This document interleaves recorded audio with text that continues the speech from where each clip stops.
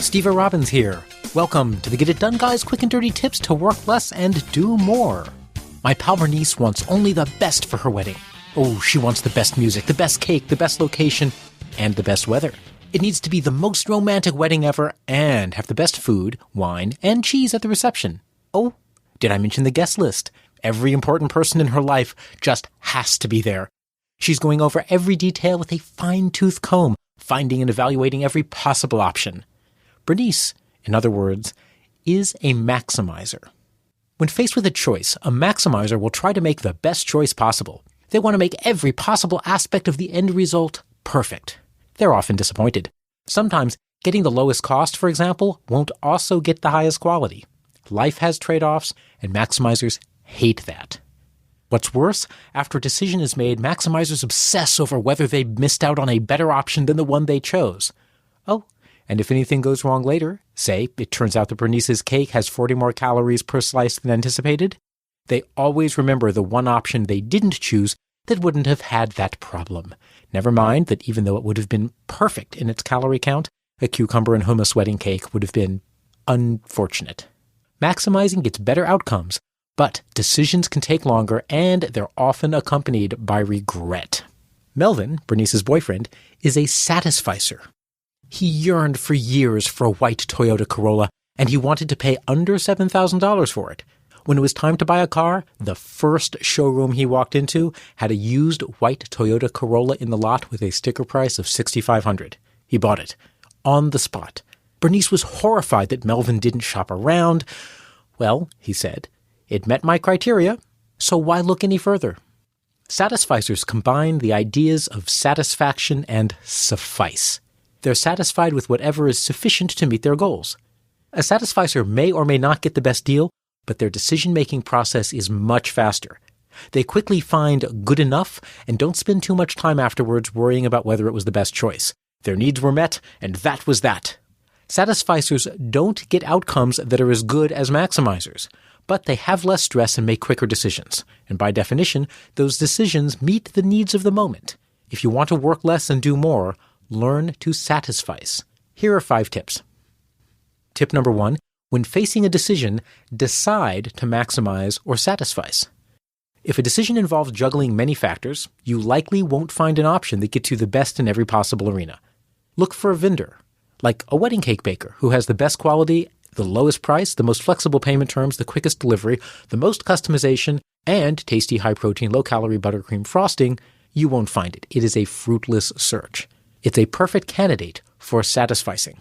If you're choosing a plastic surgeon or making any make-or-break decision, it may be worth the time to maximize. If you go for the cheapest surgeon, whose attitude is, a nose here, a nose there, as long as it has 2 nostrils, the consequences are lifelong. Instead, maximize. Generate lots of options and hope that there's one that is clearly better than the rest. If you decide to satisfice, decide what your standards are for each factor in advance. Tip number 2, satisfice quantity. Do I really need 24 fabulous micro-perforated 3-hole punched blank paper spiral notebooks from my favorite stationery store, Bob Slate Stationers? Of course not. Rather than maximizing by trying to buy a decade's worth of the perfect notebook, I can satisfice by recognizing that no one needs 24 notebooks. I can buy 23 instead. Tip number 3, satisfice quality. You can satisfice quality by identifying the minimum quality standard. Do your robot parts really need to withstand a nuclear explosion? Of course not. Most robot armies only need to be able to withstand a 5-megawatt disintegrator array. Choose the minimum quality needed for your application. Tip number 4, satisfice on delivery time.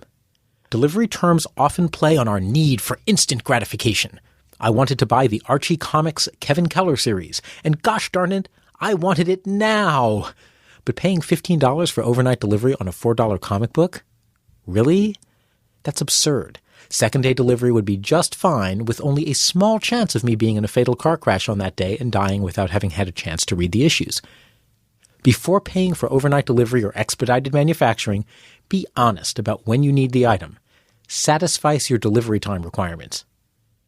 Tip number 5, don't kill your maximizer/satisficer. If you're making decisions with another person, one of you may satisfice while the other maximizes. You'll be tempted to kill each other, but don't.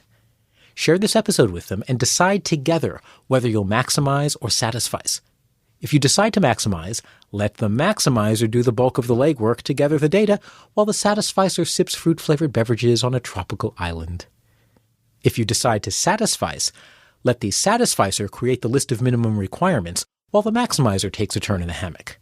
Maximizing tries to get the best possible outcome from a decision, but takes more upfront work and risks eternal regret if no ideal option exists.